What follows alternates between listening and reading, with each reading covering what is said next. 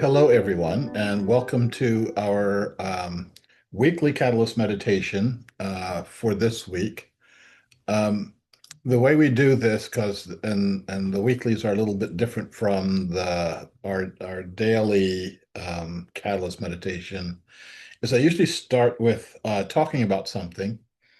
And this is going to be a monologue. And then we do the Catalyst meditation. And then after that, we will have comments, dialogue, etc. Um, Today, the topic, I usually don't take current events, but when the current events come up to the level of what's happened in Minneapolis, I think I need to address it. For those of you who know the Commonway point of view, we are neither left nor right. Both of those are are limitations of consciousness, and we need to be transcending those limitations. Um, I want to first identify the fact that what happened in Minneapolis is a tragedy.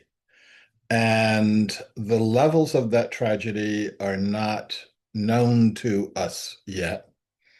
Um, there are people in around the country and around the world who are spinning their own narratives of what the tragedy entails, and we're not going to know that for the first few days, weeks, and months. And what I need to do, what we need to do, is stay focused and calm and stay in a place where we can actually pay attention to what's going on, and paying attention from the point of view of being agents of the whole, agents of a whole new civilizational construct, agents of what we call holonic consciousness, the consciousness of all living beings. How do we hold this energy, and how do we move with the energy? I'm going to be, I've got a bunch of topics. I've got exactly 25 minutes to talk about them. And so I'm going to be jumping from one place to another. And I'm going to try not to make us dizzy while I'm doing that. Um, One of the things that came to me is that in our society, we have seen fundamental societal change that's been punctuated by the sacrificed blood of innocence. When I saw the shooting, I thought back to Kent State, long time ago, Jackson State, and the all of the images, all of the grief that was encapsulated in those images. And our society changed out of that. Now, was the change, was the loss of life at Kent State and Jackson State necessary for the change? No. Did it punctuate it in ways that people can get? Can you, without even looking at the images, can you call up what those images look like? I bet you still can. So we can be focused on what's going on, but also being focused on the historical aspect of what we're looking at. Okay. I I want to say one of the things in this multi-step narrative that's being that's playing out now is there are a number of eyewitnesses that said um, one police officer was telling one ICE officer was telling the woman to get her car out of the way, and another one was telling her to stop. And I have been in that situation a number of times with, I remember I've been in a bunch of demonstrations, and in the demonstration, our job was to agitate and provoke um, inappropriate responses from the cops. But the one that really got to me, again, this is back when I was a teenager, um, was not a demonstration. We had just, a bunch of us had taken the day off from Camden High School, which whatever you were doing was more educational than sitting through a day at Camden High School. And we decided to go over to Philadelphia and do some shopping. Not shoplifting, shopping. If it was shoplifting, I'd have a different crew with me. Um, and so we, um, I was sitting in the back seat and checking my purchases and my receipts. And the car got stopped because the driver I mean, he really did tried to make an illegal right-hand turn. Um, uh, the siren came on, lights came on, pulled us over, and he got out of the car to start to give the cop his license. And again, I'm down in my bags looking for receipts, and I see him fly through the air, and I'm like, "What's going on here?" And both of the doors, I'm the only one in the back seat, and both of the doors open, back doors open, and two cops point their guns at me from opposite sides. And one of them says, "Get out of the car." And the other one says, "Don't move." Okay, now, um, this is half a century ago. And so it sounds funny now. It was not funny then. I realized that my life, I'm sorry, I didn't set the context. The context was there's an organization, a black organization called the Revolutionary Action Movement, and they had ambushed some Philadelphia police officers and shot them. Um, Frank Rizzo, who was the police chief at the time, went berserk and declared open season on black people. Um, he said that any black person who was, no, any person, but only black people, um, who was shot by the police, there would be a thorough investigation that would last 2 weeks, and the officer would continue to receive their salary for the 2 week investigation, and which was basically saying if you kill a black man, you get a 2 week vacation. And every single uh, investigation ended up with the officer doing his duty. So I'm sitting there and I'm thinking this, and okay, I'm the death toll for that month was up to 28 black males. I said, I guess I'm going to be 29 because I don't know what to do. Um, the same thing actually happened in when I was working in Sri Lanka. This was different, and I will give you a shortened view of the circumstances. Uh, I only traveled in Sarvodia vehicles during the hottest part of the war, and the drivers were told to not leave us passengers. And especially for the foreign passengers, generally I was the only foreign passenger, that they had to translate for me. And my job was to follow the instructions of my driver, not the police, not the soldiers, not the Tamil Tigers. I had if the cop asked me for my passport, the driver needs to say, they want your passport, give it to him, or they want your passport and don't give it to him. And whatever my driver said, I needed to do. Um, and so in this instance, for some reason, the driver got out of the car and was talking with his back turned to some other checkpoint people. One guy comes over to my window and he has his automatic rifle pointed at me and he says something. I have no idea what he said. None. I don't speak either one of the languages. So I said very slowly, and I tried to look pleasant. I don't understand your language. I only speak English. Can you speak English or find somebody who can? And he repeats it and points his gun at me more emphatically. And so I don't know if he's saying don't move or is he saying get out of the car. One way or another, I got a 50-50 chance of disobeying him.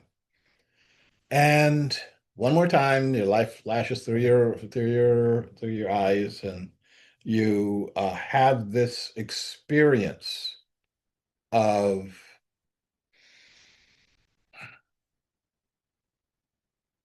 I'm about to become a statistic. They're going to be talking about me in the newspaper, and there's nothing I can do about it. And it is a scary moment. So one of the things you've heard me say many times is don't be afraid.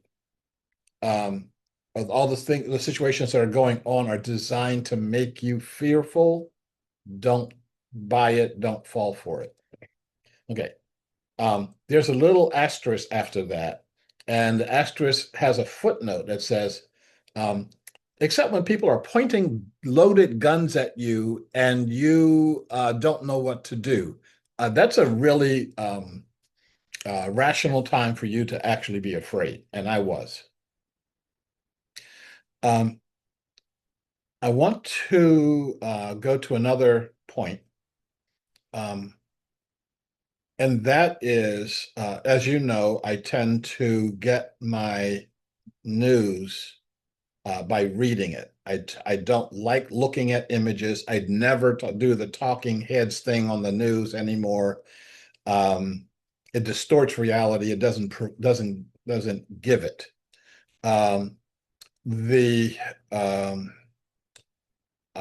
so I in a situation like this where you're talking about the interpretation of actions and there's videotape, I want to look at the video. So I looked at the video and I realized that there were three points of view being offered to us. One is the front point of view, and the other one is the back point of view.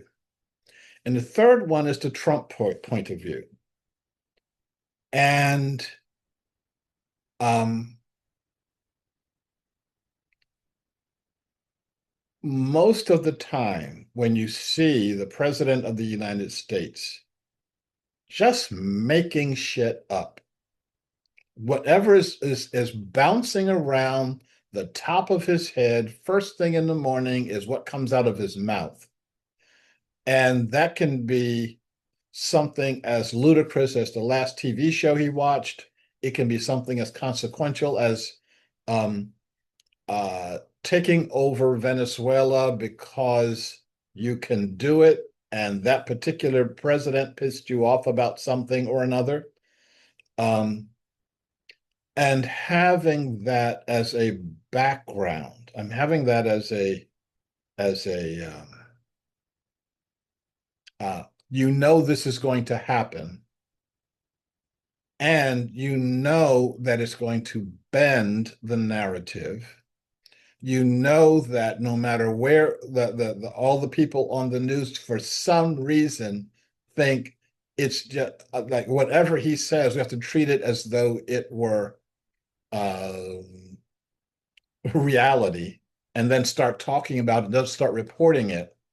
Um, I saw that someone was calling the kidnapping of a world leader and taking over their country as the Trump doctrine. Doctrine means there's something that you are um,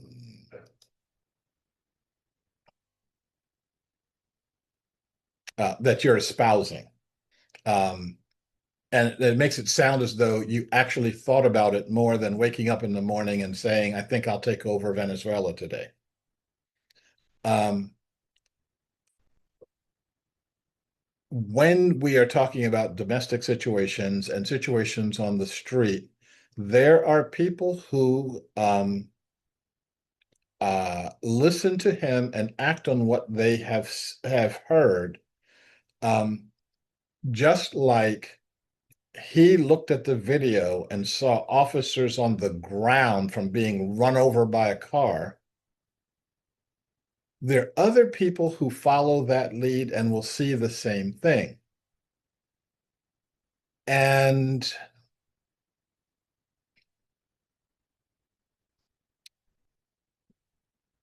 what that does is it clouds our frequencies here, clouds the air here. And what we have to do is be really, really clear that our point of view is up here. It's not in this uh, confused narrative. It's in another space. That we're advocating a world that works for all living beings. And that means that I should be able to drive down the street without any fear that I'm going to get blown away from somebody who doesn't like the idea of me driving down the street. Um,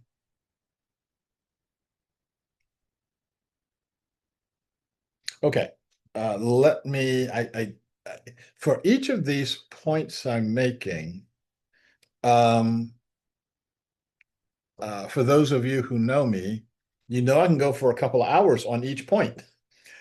We don't have that kind of time, so I've got to move on to another set of points here. Um,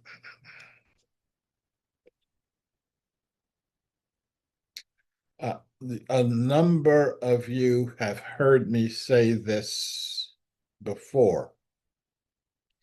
I need to say it again because the facts fit. Um, I was just yesterday. Well, you didn't hear me talk about this part before, but just yesterday, um, my upstairs neighbor, who's probably right above my head right now, um, was passing the coffee house that I usually do my work in, and she passed the door and she saw me and came in, and I'd say she was both agitated and livid about the shooting. And um, almost to the level of incoherence. It's like, what were they thinking? Why are they doing that? That they are creating the violence that they think is happening in the city. And everything she was saying was correct.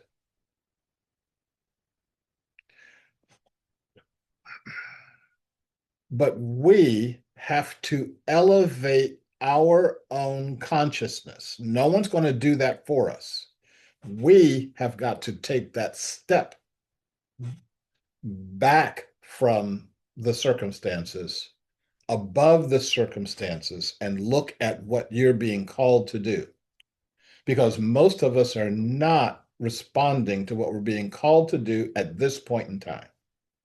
So the story you've heard me say before was when Václav Havel, the architect of the Velvet Revolution in Czechoslovakia, um, he's locked up several times in prison by the Soviet authorities. And the reason they were in prison was because him and his followers, because they'd signed a document called Občanský Forum, which translates loosely to Civic Forum. And all it said was the government should follow its own laws. If it makes a law, the government should follow it along with everybody else. And that's enough to get you imprisoned um, in the Warsaw Pact. So he's in prison, and his job in the prison is pushing the laundry carts around. And he's pushing the carts, and he sees a fellow political prisoner.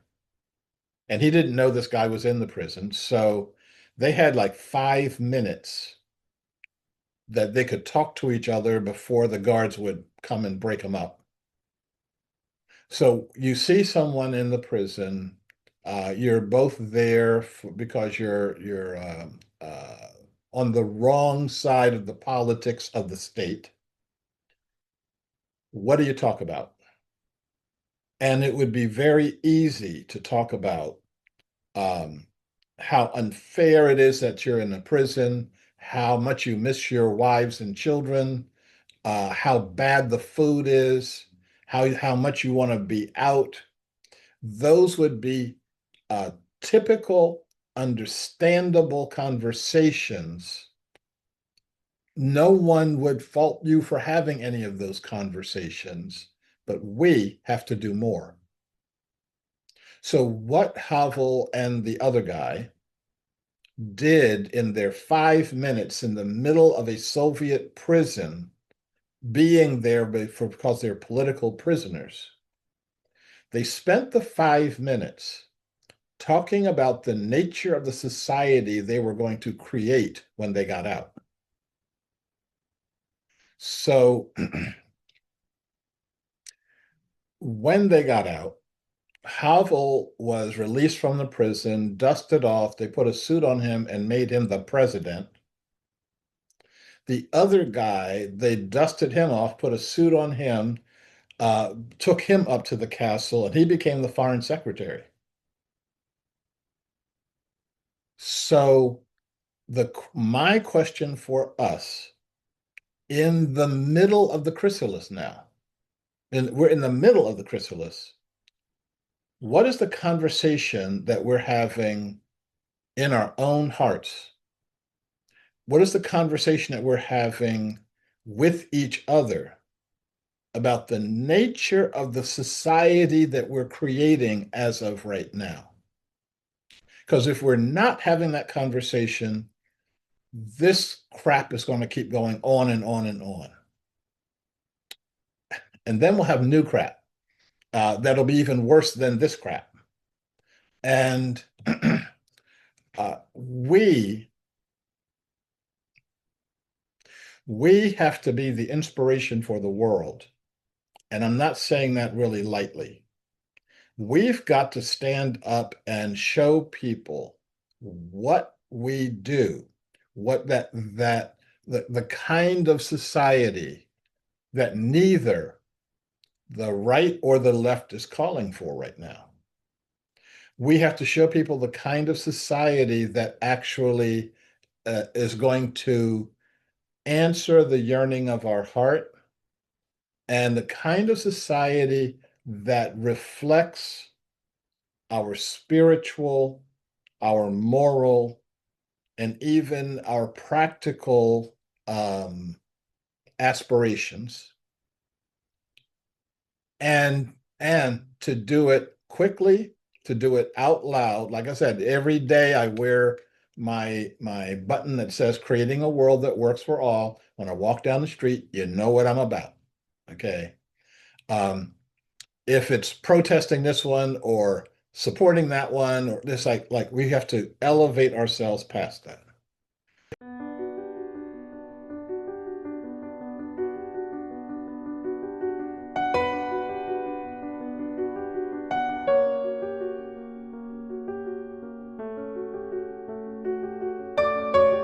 Hello, everyone, and welcome to our Catalyst meditation for our weekly Catalyst meditation for Thursday morning.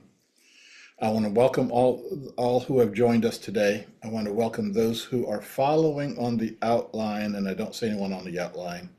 And welcome to those who have been with us in the past on the Catalyst meditation but can't join us today. What we do in the beginning of the Catalyst meditation is a centering exercise, and we center on ourselves, but we also center ourselves in the center of all living beings. And we do that with a coordinated breath, and we breathe according to a sound that I'm about to play. And I'm going to invite us to breathe in,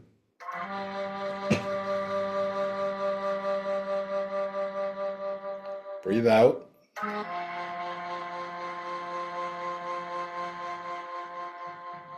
breathe in,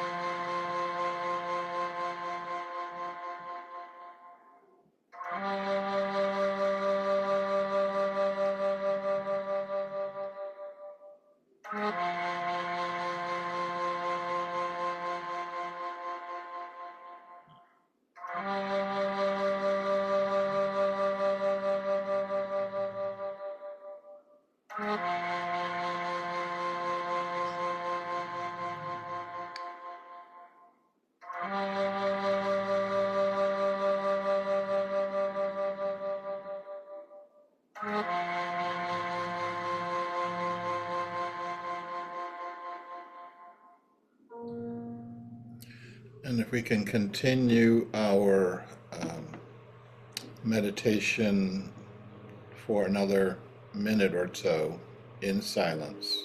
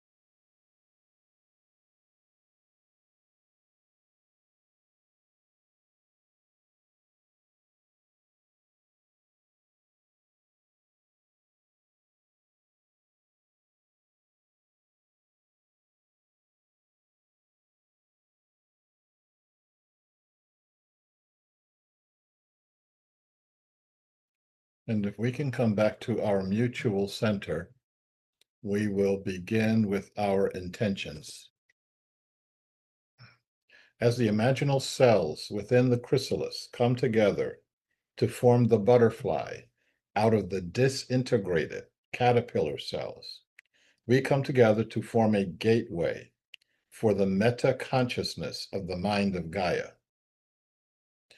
In doing this, we act for ourselves personally, and we act as aspects of the whole, aspects of all that is. The universe is one. It's alive, and it's conscious. Holonic consciousness is a fundamental aspect of the universe. Every atom in the universe holds consciousness. It is always with us. We're acknowledging this now because many humans have forgotten, and many humans have been in denial.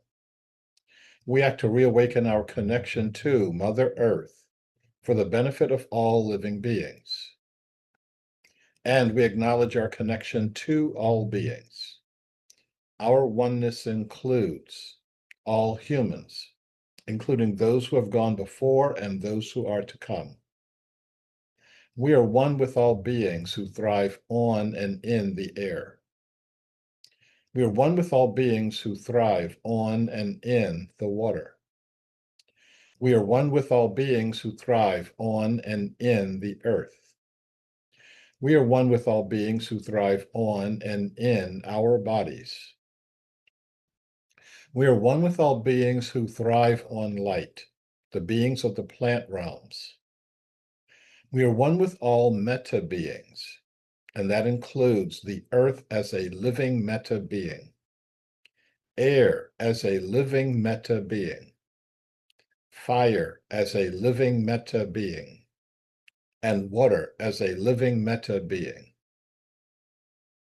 We are one with all colony beings. Meta beings are collections of solo beings, and that includes murmurations, colonies, schools, hives, pods, flocks, herds, migrations, harmonies, swarms, and other forms of colony beings. We especially acknowledge and honor those beings who are partnered and bound with us, including those beings we rely upon for food, for security, for assistance, and for love and companionship, and those beings who rely on us for the same. And we acknowledge all other forms of consciousness, known and unknown to us. Having acknowledged all beings, we blend all of our energies. May all who are part of Mother Earth be connected to and in perfect health, harmony, and balance with each other and with Gaia for the common good. We are in perfect physical health, harmony, and balance. We are in perfect emotional health, harmony, and balance. We are in perfect relational health, harmony, and balance.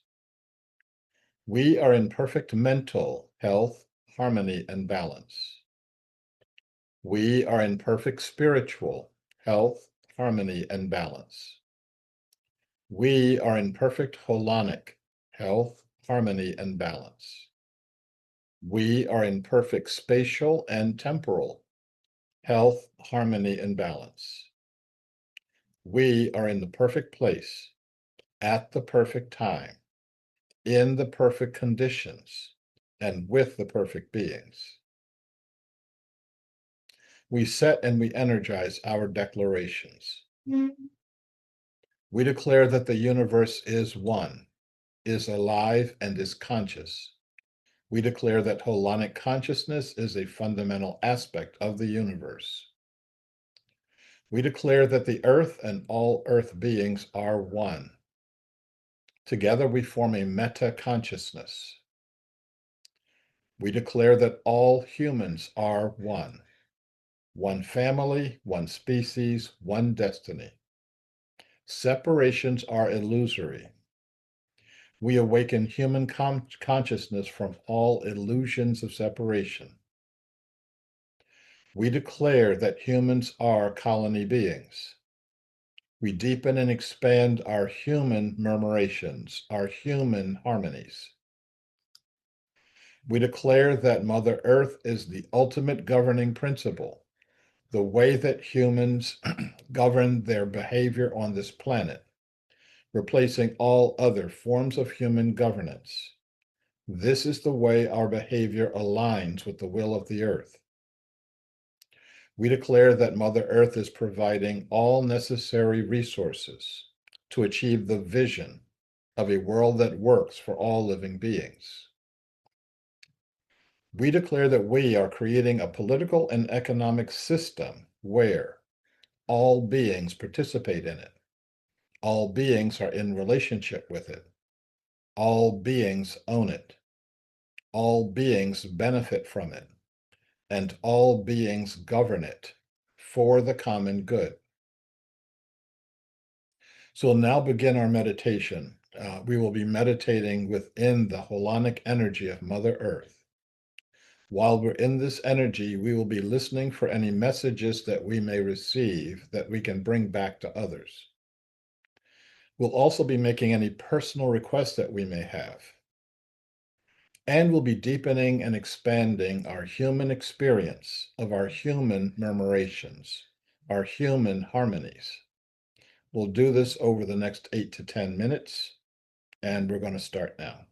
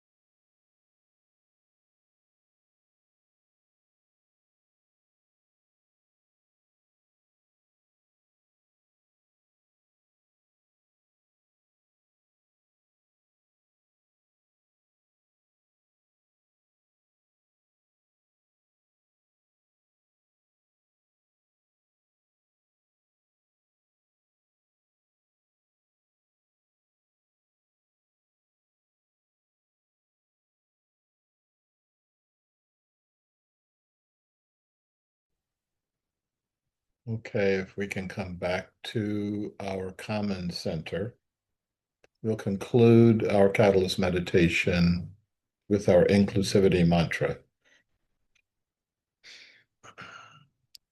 May I be well. May I be secure.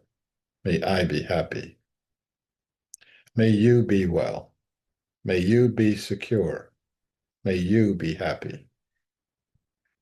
May we be well. May we be secure. May we be happy. May all beings be well. May all beings be secure. May all beings be happy. And so it is. And so it shall be.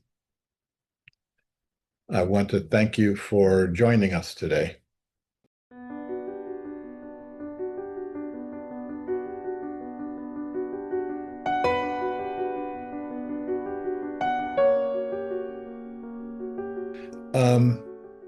Welcome any comments, questions, thoughts we may have had during the meditation or during the talk or whenever else.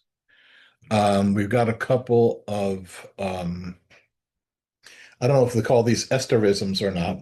Uh, and they're in the chat box. And she said that sometimes life boils down to fear or faith. And yes, and I would like to think that when the choice comes down, I would act in character with faith, with a thought to um, uh, the other beings around me, future generations, et cetera, et cetera. And a lot of times I don't. And I don't beat myself up when I don't, but I'm like, okay, that's how I acted in that situation. Um, Esther also said, there are people on both sides who want the same thing we do, which is to be in harmony with God's will, which is centered in love. Absolutely. And and they listen to narratives on both sides that say, oh, those people can't possibly be an agent of God's will. They can't possibly be centered in love because they're doing things that I'm not doing. And they're not doing things that I am doing. And so that's the place where we have to expand our notion of the will of the divine. And we had, I don't know how many different crusades where people are chopping off each other's heads, literally, because you don't do things the way that I do them. And in the case of some religions, and I'm thinking about Islam right now, um, I'm going to chop off your head because you are doing exactly what the same thing I'm doing, but you're doing it in the wrong building. Okay. Um, and we've got to let that stuff go. Not, well, we've got to let it go, but we've got to do more than let it go. We've got to help. Transcend it. There's another way of doing things. And so, Esther, you may want to expound on some of that. Yeah, yeah. This is just exactly what I've been thinking about. We live in interesting times, and there's always been interesting times. That's perspective, and it's good to remember that.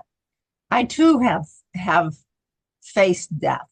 Uh, you know, uh, uh, Serial rapist who killed, cut cut his victims' feet off and killed them and carried their bodies off to the woods. Yep.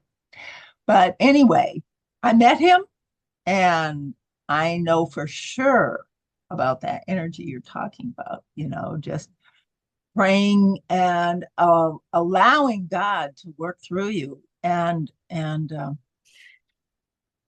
what stopped that rapist in his track? I mean, he just shot up. Was I kept asking him, "Why are you doing this? Why are you doing this?" And he already knew that I was a psychology student on my way to school because we talked earlier. Well, I talked and he listened. And I'd been praying, that's what came to my mind. Why are you doing this? And he said, "Well, you're a psychology major, you tell me." And at that moment, I was filled with just this extra energy, like lightning. And I put my arms around him and I said, "I think you're looking for love." And it was like he was shocked and he jumped away and backed off and he started apologizing. I mean, there is a big power. There is more than we can even imagine, but we just have to get ourselves out of the way. That's always been my challenge is, you know, that fear. Am I doing it right? Am I good enough? Uh, looking for approval. Because my dad didn't give it to me when I was a kid. But the time for childish things is over. Um, your ability to recognize this person, number one, to recognize the energies that are inside of him, number two, not get freaked out. Now, that one, yeah, I definitely applaud you. You can take this as a back pat to you. Um, but also, and this is something actually that came during the meditation today for me, and I didn't know where to put it, but now I know where to put it. Um, we are constantly absorbing energy. Every time we sit down and eat or drink something, we're absorbing the energy of the food if it has any in it. Absorbing the energy of the water. Um, you take a breath, and I hope you're breathing. You're absorbing the energy from the air. But the reciprocal process is also true. You are constantly putting energy into the world. Okay. Um,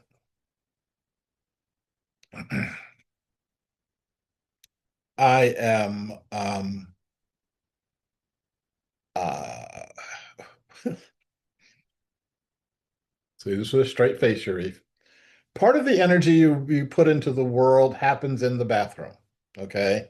And I've gotten to the point of recognizing everything that you do is a gift.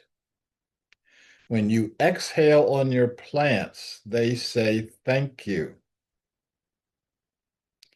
And all other exhalations of your body are gifts to someone or some being. And um, ultimately, whatever you do with your body when you're done dealing with it, when you go on to do something else and you don't need the body anymore, that is to be given as a gift to the earth. You got it from the earth, you're putting it back in the earth. Um, unless we follow the breaker narrative of um, dip your body in formaldehyde, put you in a lead-lined box to make sure that kill all the microbes that are inside of you, kill all the microbes that are outside of you, separate you from the natural environment forever. If you think that I think that's a bad idea, you're right. Um, but then all day, when you are looking at another being, you are doing an energy transfer right then and there, and they can pick it up. You can do that with other human beings, and you can do that with other living beings, and how living beings react to you depends on what they're getting from you in this process. Um, I hope that all of you know about um, Rupert Sheldrake, The Sense of Being Stared At. Um, if you have,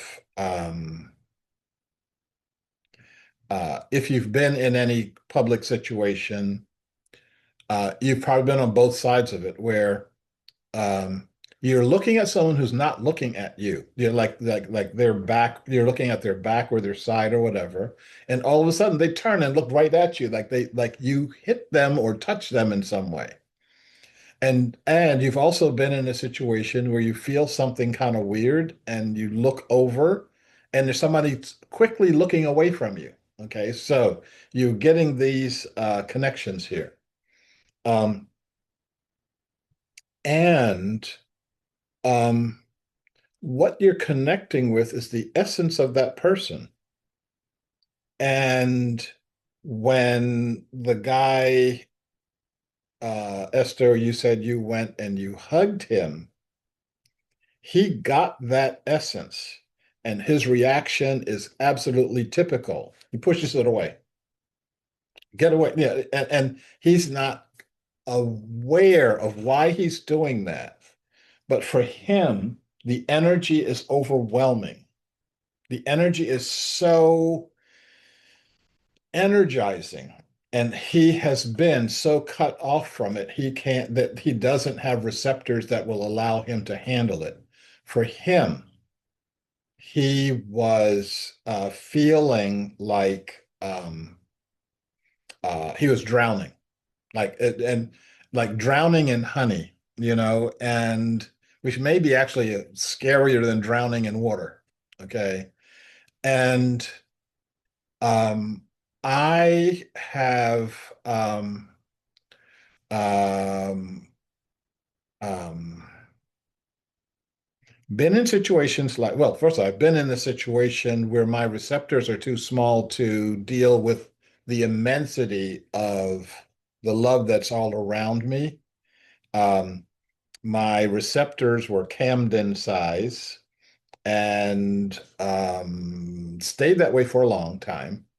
And I've not chosen to expand that as far as I can get it, and then expand it some more. Um,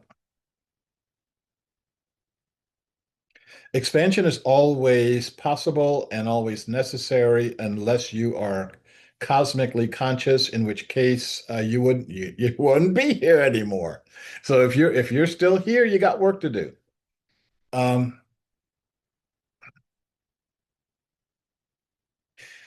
So last point, and then I'm seeing everybody else is sitting on their hands here.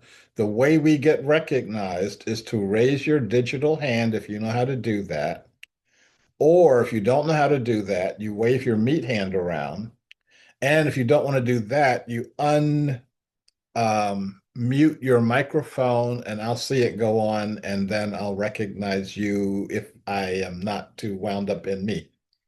So, but when you were talking about first talking about this, I got this image of the story in the Bible of Daniel in the lion's den. And um, for those of you who don't know the story, Daniel was a prophet of some kind and pissed off the leaders of some kind, as prophets have a way of doing. And they decided that um, he needed to be kitten chow for some lions, and they put him in the lion's den, and nothing happened to him. Yay! Um, Now, that has happened just recently, but not involving humans. Um, and I forget what circumstances this was in, what country it was in, but there were lions kept in an enclosure, and the keepers wanted to give the lions um, live food. And so they put a goat in the enclosure, and they just thought that the lion would eat the goat, and the lion didn't do it. And got to a point where the lion and the goat were playing with each other. Got to a point where um, the lion and the goat are taking naps leaning against each other. Okay. Now, the lion needed food, but the lion needed love and acknowledgement more. Okay. And um, there have been other circumstances, and you get this would be fairly on a scale between fear and faith. I'm not sure which way you wind up, but people who are doing the tour caravans in Africa where you're in a big vehicle and it's up high so you can see all the other beings around. Um, and uh, while they're driving around, a jaguar lands on so it's an open top, two double-decker vehicle, lands on top the vehicle and just kind of curls up and like, okay, I don't feel like walking. So you're going that way. I'll hitch a ride with you. And people are there and they're trying to take pictures. It's like, I don't want to move too much. I don't want to, and that being is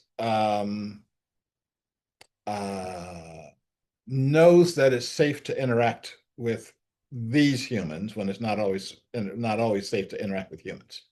Okay, Sonia, you've got your digital hand up there. So, what's going on?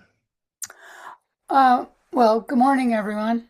Um, Sharif, I just wanted to ask that the spoken intention that you spoke before we went into meditation was so beautiful, and I'm wondering if that's written down and available, if that's in one of your books, or if how I might get a copy. Okay, That's my so question. the answer is yeah, yeah, yeah, yeah, yeah, and yeah. And hopefully it's going to turn into just yeah and yeah, but I'll explain what I mean by that. Um,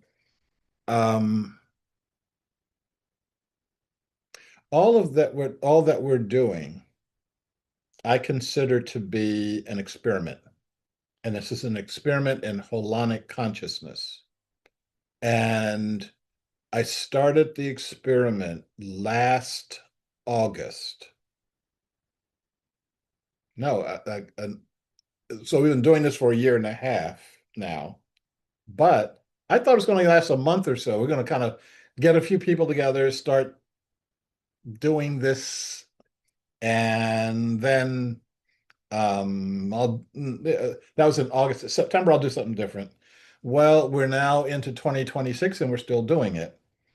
Um, and it has been evolving, and part of its evolution is that I provide a link to the language to whoever asks for it. And so and I'm saying this as I'm about to blast this to you. Da-da-da-da. And um we call it like I said, this has been evolving. And part of the evolution is trying to figure out what exactly it is. and we call it the inclusivity outline. And there is a link for it, and you now have the link. Um, um, I ask some things of you. Obviously, by giving this to you, I just violated my own copyright controls. If you use this for other than your own benefit and purposes, I ask that you tell me what you're doing with it. Right now, I'm saying that, okay, I have to do a calendar check. This month, this is being introduced into Mexico and also being introduced into Colombia by someone who's sitting that just was sitting there saying, "This is really cool. I want to do this, and do I have your permission to do it?" And I'm going, "Hey, permission? You can start at the airport." And so that is pretty cool. Um, Now, there are people, and some of those people are on the line right now, who, as this has been evolving, and you'll see that this article, it's what we write, and then I put other language in colors, and there's alternative text, and it gets a little convoluted. And they were saying, um, you need to now regularize this. You now need to, like, I guess you would call it, codify it. And we have been working on that. And for most of the folks on the line, you know that we are a few inches away from having a website that will be so I'm about to say will look like this, but I've got to get my windows squared away here. And everybody just got on the the outline. So I don't know, because I just give it out like this. I don't know who is looking right now, but there are four people, and what Google does is give you a little badge, and on the outline it says there is an anonymous koala, an anonymous hyena, an anonymous platypus. I want to find out who the platypus is, and then an anonymous jackal. Okay, so you're one of those four beings there. Um, I'm about to show you what our Catalyst Meditation website looks like. We're still in draft form here, and it's not pretty. It's not extensive. It's just it's a landing page for those who are interested in the process of the Catalyst meditation. Um, that we've got a daily meditation, and some of the people on the line right now are daily meditators, and that's 7:30 a.m. Pacific time, and then you find out what time you are in. And then the Thursday talk and meditation, I just did the talk, we just did the meditation. This is the informal discussion part. And you can hook up with that. And then afterwards, we have what we're calling a meaningful conversation about how you can bring this new awareness into your daily living. And they say, we focus on transforming destructive patterns of separation, fear, violence, and greed that have shaped human behavior for thousands of years, and replacing it with our vision of a unified, harmonious, abundant, and dynamic web of life, of which humans are a part. We don't control the web. If we are lucky, the web controls us. Um, and it goes on and on. Um, and then there's this guy that's involved with it, and I still think that picture's too big but those of you who are listening and how we need to do that, um, and then you can connect, and then you're done. Okay. Um, um, I'm also okay. So if now that you've got the Catalyst meditation, one of the things you'll notice on page 1 or 2 is that, oh no, page 1 um, is um, the Holonic Catalyst meditation for solo meditators. Now, so I recorded me doing that, what we just did. And there are people who are not in our time zone by a long shot. And they can participate in this by going to the video that I recorded and do this daily. There are people who do. I don't know who they are. I don't need to know who they are. At some point in time, and I feel, and I think we feel the time is coming up now, this gets big. This gets to be a spiritual practice that is devoid, I shouldn't say devoid, that is not where a religious belief or practice is not required. One thing I tell folks, and I'm kind of running my mouth because I don't see any other hands going up. I don't see any other microphones going on, so I'm encouraging you to do that. But um, I think that this does not, and I repeat, not replace you having a meditative practice. This augments your meditative practice. This strengthens it. Um, but one of the things, okay, and I'm still running my mouth. I'm going to say this, and then if I don't see any hands go up, oh, the informal talk of the part of the talk, we can talk for an hour or so, and we've done that. And sometimes it's like, okay, nothing to say. Talk to you later. Bye. And so um, um, one part of this that I want to emphasize is what we call the declarations. Um, this is really important in that if I ask you, what is it that you believe? Okay, you can kind of go in a million different directions. You can start talking about um, the UN Declaration on the Rights of Man.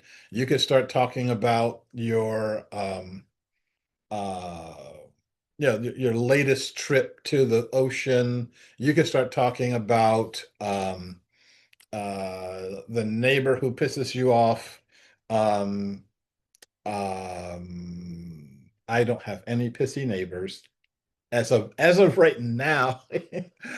I'm in an apartment comp building, 4 unit building, and then there's a 30 unit building next door, and we share a lot. And not all of them are really cool right now too.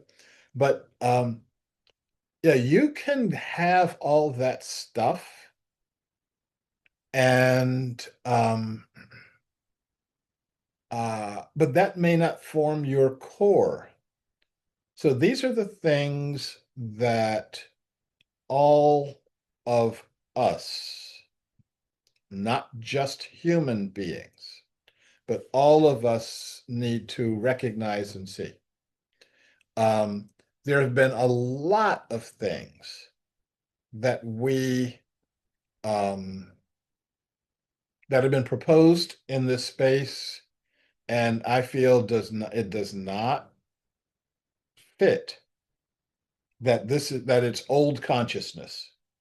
Um, and I could be wrong, but I'm willing to be wrong. Um, but yeah, this is kind of the bare minimum. And you notice that um, there are lots of um, oh, I'm about to start another subject, but I see a hand. So let me not start that other subject. Let me see a microphone going on. And Teresa's going to say something. Well, I was just going to say that one of my resolutions going into 2026 is to completely try to turn off the news, which I failed this morning since we tuned into you first thing. But regardless, uh, I feel like this is going to be the way. I think 2026 is going to be just explosive in the amount of, stuff that can be thrown at us. And the way for me to keep my energy high, my frequency high, is to tune out. And so, not pay any attention, whether it's reading it or watching it or whatever. And just, try to keep my own frequency high. And then of course that means blast it out as well, right? And hopefully other people will share, get that. And I've shared that. And um, to continue to focus on the news, I think is, for me at least, not helpful anymore. Um, Number one, yes. If yes, but I'm going to put a little modification on it. Number one, a lot of people, for a lot of different reasons, just feel that they can't just stop the news. Okay. Um, I have what I call a news diet. I've been meaning to put this in a video that can be handed out to other people. Um, the first thing is to cut off all television news. You with very limited reasoning. Um, the idea of getting your information from somebody who appears to be looking at you. That's really, really big. Like, and appears to be sincere. People are not hired for their sincerity, they're hired for their appearance of sincerity. And then when you get AIs that will mimic human sincerity, we're going in a really bad direction. So cut that off completely. Yeah, go ahead. Yeah, one last thing, just to add on to what you're saying, is that if I am going to get any sort of news, then I need to not engage. I need to not get emotional about it or engage in any way. If you're doing that, you're keeping yourself in this loop. And no, I need to stay just away from it. Um, and this is we haven't rehearsed a tag team here, but it's starting to sound like so. The second thing in terms of cutting off getting information from a person who appears to be looking at you and connecting with you is I deal with news summaries. And so every morning after I look and see what my horoscope has to say. I haven't come across the horoscope that says, don't leave the bed today. Cover your head up and keep a low profile. But I'm looking for that one. Um, but I will consult up to, let's see, for 10 different sources. And I don't know if you can see this or not. Um, there's Al Jazeera, BBC, CNN, Fox News, OPB. Who else is there? Um, oh, and BBC, which is my, oh, and space weather. You should definitely check out the space weather. You want to find out what's about to land on your head. Um, so now I consult each one of them for 3 to 5 minutes. I'm looking at headlines and I'm asking myself a question. How important is this in my life? Okay. A lot of the news is there to titillate, to excite, to pander to your emotions, etc. It has no purpose in your life other than titillation Or it's paid propaganda. or paid propaganda. Oh, that was Sonia waving. Okay, bye. um, and um, so I look at the headline and I ask the question, um, does this have anything to do with how I'm choosing to live my life? And I'm looking for something. Um,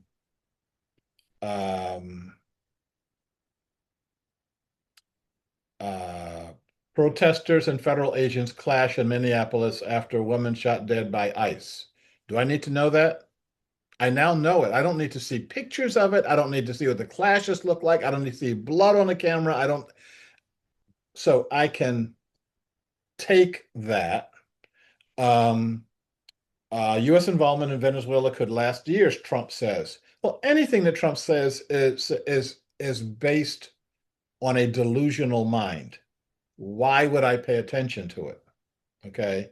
And so by doing this, I can go through the news and in about 5 minutes, I can get a and know what the shape of that world looks like. And then I go to Al Jazeera, and then I go to CNN, and then I go to Fox, and this is starting to pack in this shape, and we're losing audience here. So I guess we're going to go another 5 minutes, and then we'll be Yeah, done. Does that sound right? About right? Um, here we go too. and so uh, and that allows us to again pull back and see that there are other ways of looking at the world, but also recognize that all of that is based on multiple millions of dollars of your eyeballs. You got some really expensive eyeballs. Um, we don't need to do it. Okay. Now, can I go from 5 minutes to 3 minutes to 2 minutes? Can I cut my sources down from 10 to 5 to 2? Yes. And it becomes easier and easier since you realize they're all saying the same thing every day. You know, um, you can write the copy of what they're doing, of what they're saying, uh, days, weeks, and even years in advance. Um, um, and the real show is going on in another direction. And our show is going on at a higher dimension. And that's why we do the setting and the energizing of our declarations. We are saying, this is what we want, this is what we know, this is what we believe, and this is how we are choosing to work together. Um, I choose not to work on things that don't have a purpose or an effect. I don't choose to work on anything that's based on I should be afraid of something. I don't choose to work on anything that makes anyone wrong, bad, evil, etc. That takes some doing, but it's possible. And I tend to work on those things which are going to enhance the notion of a consciousness that involves all living beings. And on that note, I am going to call for, I got a couple more comments. Uh, Esther saying thank you. Oh, Sonia left a message, I need to go now, but thank you so much for your continued efforts to bring peace to the world through the recognition and enactment of interbeing. Interbeing is a great word. I love it. I don't use it enough. Um, so Kate says she's still here. I can see how much work you've been putting into this platform. Nice work. And I can tell you that in terms of the website, it's a team of people who are doing it, and they are doing nice work. Esther said PBS is about the best of broadcast news. It's higher on my list than other sources, but it's got other issues, etc. And Teresa says, thank you for sharing the inclusivity outline. Okay, folks, going once, going twice. I do the beauty queen wave. Talk to you at another point. Bye.